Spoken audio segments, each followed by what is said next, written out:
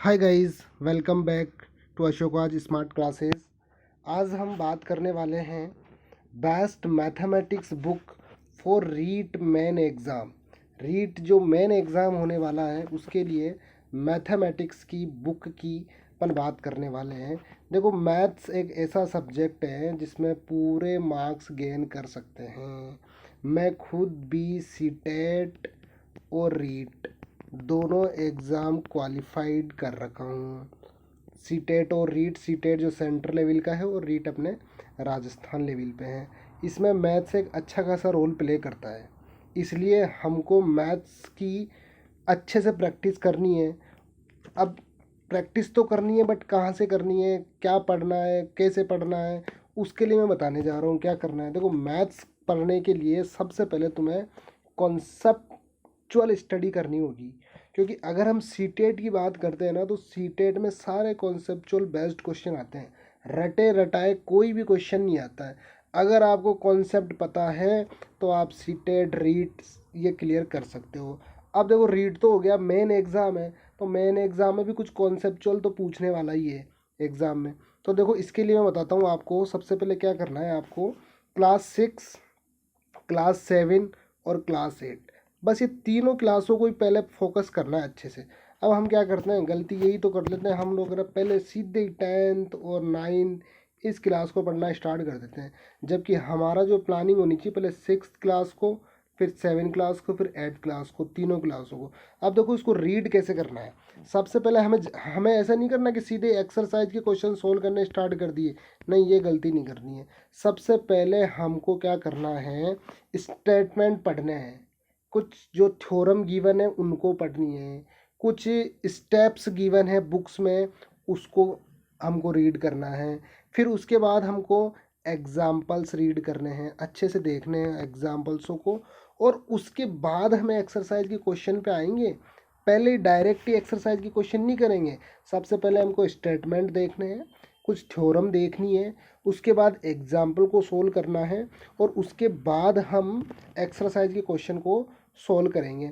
अब कई स्टूडेंट ये बोलते हैं कि सर आरबीएससी से पढ़े कि एनसीईआरटी पढ़े कि और किस से पढ़े। तो देखो, इसका सिंपल लॉजिक है, तुम्हें क्या करना है, एनसीईआरटी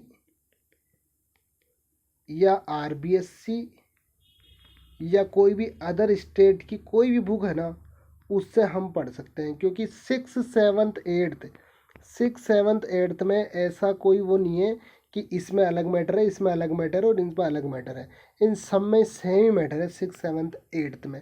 तो तुम कोई से भी पढ़ सकते हो, एनसीईआरटी पढ़ लो, चाहे आरबीएससी पढ़ लो, चाहे अदर तुम्हारे पास जो भी प्राइवेट पब्लिकेशन की बुक है ना, किसी को पढ़ लो। 6th 7th 8th में सब में अच्छा मैटर दिया होता है, उससे पढ़ लो। अगर तुम्हारे पास एनसीईआरटी है तो तुम एनसीईआरटी को फॉलो कर लो, आरबीएससी तो आरबीएससी को फॉलो कर लो, अदर वाली है तो अदर को फॉलो कर लो। ठीक है, तुम्हें समझ में आना चाहिए, बस कोई भी एक बुक कर लो। ऐसा नहीं कि तीनों चारों सबको ही पढ़ रहे हो, सबको नहीं पढ़ना है। कोई भी एक बुक को पढ़ लो, इन तीनों में से एनसीईआरटी ले लो, आरबीएससी ले लो, या अदर कोई सी बुक ले लो, अदर प्राइवेट वाली। ठीक है, उसको पढ़ लो अच्छे से। कैसे पढ़ना है, पहले स्टेटमेंट पढ़ने हैं, थ्योरम पढ़ने हैं, स्टेटमेंट, थ्योरम, उसके बाद उसके एग्जाम्पल, और लास्ट में एक्सरसाइज के क्वेश्चन देखने हैं लास्ट में। अब एक्सरसाइज में ऐसा कुछ क्वेश्चन तुम्हें नहीं आ रहा है तो ज़्यादा टेंशन लेने की ज़रूरत नहीं है। तुम्हें थोड़ा सोचना है, एग्जाम्पल में जो पढ़ा था, स्टेटमेंट में जो पढ़ा था, थ्योरम में जो पढ़ा था, उसी के अकॉर्डिंग क्वेश्चन को सोल्व करने का ट्राई करना है। ठीक है, तो जब ये काम हो जाएगा 6th 7th 8th का अच्छे से, उसके बाद तुम्हें है ना 9th और 10th में चलना पड़ेगा। उसके बाद 9th और 10th में आना, पहले ही नहीं। पहले 9th और 10th पढ़ लिया तो पता लगा कि 6th 7th 8th का तो कुछ आ ही नहीं रहा, तो 9th 10th का पढ़ने से क्या फ़ायदा हुआ। इसलिए तुम्हें क्या करना है, पहले वो पढ़ना है। अब देखो, बात करते हैं, फिर आएंगे 9th और 10th में। अब 9th क्लास का कैसे पढ़ना है, 9th क्लास का भी स्टेटमेंट पढ़ने हैं, थ्योरम पढ़ने हैं, यानी कि प्रमेय जो गिवन होती है उनको पढ़ना है। उसमें क्या काफ़ी कुछ चीज़ें लिखी होती है, उसके बाद एग्जाम्पल करना है। ठीक है, जब ये सारा कुछ सोल्व हो जाएगा, फिर एक्सरसाइज के क्वेश्चन आएंगे। अब देखो, 9th और 10th की बुक में बहुत सारे क्वेश्चन दिए हुए हैं। अब तुम्हें ऐसा तो नहीं कि सारे क्वेश्चन सोल्व करने हैं, तुम्हारे सिलेबस के अकॉर्डिंग जो जो है ना, उन क्वेश्चनों को अच्छे से फोकस कर लो और उनको ट्राई कर लो।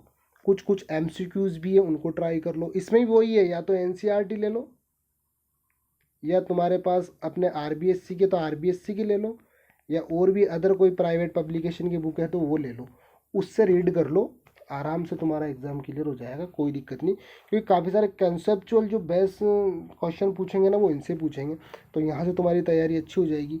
अब जब 6, 7, 8 भी पढ़ लिया और 9th 10th भी पढ़ लिया, तो अब अपने पास प्रैक्टिस करने के लिए क्या होने चाहिए, प्रीवियस ईयर पेपर होने चाहिए। मार्केट में बहुत ही सीटेट के पेपर हैं, सोल्ड अनसोल्ड कोई से ही पेपर ले आओ, ज़्यादा महंगे भी नहीं मिलते हैं, सीटेट के पेपर मिल जाएंगे। या अभी रीट का एग्ज़ाम हुआ था, रीट के भी जो पुराने पेपर है उनको ले आओ, तो उनसे क्या होगा, एक आइडिया लग जाएगा। अब देखो, अगर तुम्हें इन पेपरों को देखने पे कोई क्वेश्चन अटपटा लग रहा है या तुमसे हो नहीं रहा ना क्वेश्चंस, तो उसको क्या करो, पहले जो तुम्हें पढ़ा है ना उसमें थोड़ा सा अपने माइंड को सोचो कि यार ये क्वेश्चन कहाँ पे देखा था, किस जगह आया था, क्या कॉन्सेप्ट है, कैसे इसको सोल्व करना है, तो थोड़ा सा सोचो। मैथ्स के काफ़ी कुछ क्वेश्चन तो थोड़ा सा सोचने पे ही सोल्व हो जाते हैं, इतना हेडेक ही लेनी है। और आधी से ज़्यादा हेल्प तो तुम्हारे ऑप्शन ही कर देते हैं, तो मैथ्स में तो बिल्कुल ही दिक्कत नहीं आनी चाहिए। देखो अभी जो मैं एग्ज़ाम हुआ था ना रीट का, उसमें मेरे पूरे में पूरे मार्क्स आ रहे हैं मैथमेटिक्स में, और जो पहले कैंसिल हो गया था ना मैथ्स का एग्ज़ाम, उसमें मेरे पूरे मार्क्स आ रहे हैं मैथ्स में। तो मैथ्स में घबराने की ज़रूरत ही नहीं है, कहीं पे अटक भी रहे हैं तो ऑप्शन हेल्प कर रहे हैं भाई, ऑप्शन लो और सोल्व करो, हटाओ फटाफट से, अपने को सोल्व करना है, उसमें क्या सोचना। अगर देखते ही कॉन्सेप्ट आ जाता है तो कॉन्सेप्ट से कर दो, अगर कॉन्सेप्ट नहीं आ रहा तो ऑप्शन उठाओ ना, एक दो ऑप्शन कर दो, तुम्हें तुरंत पता लग जाएगा कि कौन सा ऑप्शन सेट हो रहा है, और बस लगाओ और आगे चलो। फिर देखो जैसे ये हो जाए, सीटेट रीट या अदर टीचर एग्जाम कोई से ही मॉडल पेपर ले लिए और उससे तुम सोल्व कर लिए, ठीक है, तो ये इसमें प्रैक्टिस हो जाएगी। अब लास्ट में एक ही काम रह गया, बस क्या काम रह गया, रेगुलर प्रैक्टिस। अब रेगुलर प्रैक्टिस अगर तुमने अच्छे से पढ़ लिया ना, तो देखो नोट्स की तरह भी तुम प्रैक्टिस कर सकते हो।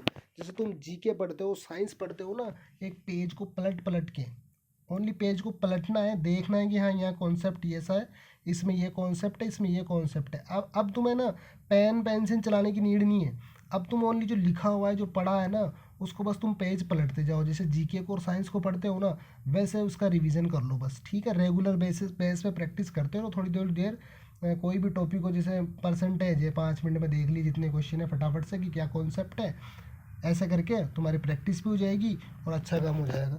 तो अगर ये फॉलो करोगे ना स्टेप्स, तो तुम्हें 101%, 100% तुम्हें पूरे के पूरे मार्क्स मिलेंगे मैथ्स में, कहीं कुछ दिक्कत वाली बात नहीं है। इसलिए इन स्टेप्स को फॉलो करो और रीट मेन एग्ज़ाम में बिल्कुल अच्छे से मैथ्स में अच्छे मार्क्स लेके आओ, ठीक है। तो यही मेरी स्ट्रेटजी बनाई है, आप लोगों को पसंद आई है तो वीडियो को लाइक ज़रूर करें, सब्सक्राइब करें, और ऐसे ही वीडियोस में और लाऊंगा।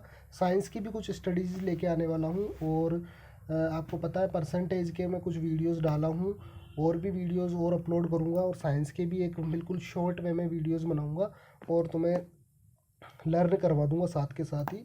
तो आज के लिए इतना ही, मिलेंगे नेक्स्ट वीडियो में, धन्यवाद।